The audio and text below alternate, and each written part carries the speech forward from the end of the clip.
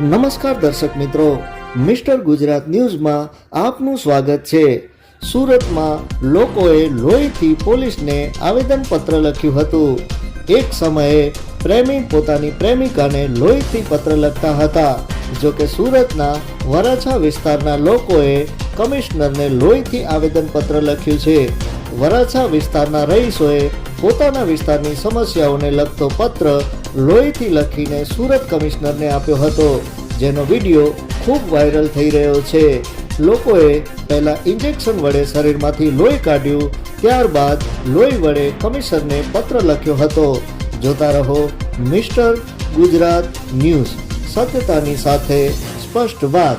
ધન્યવાદ।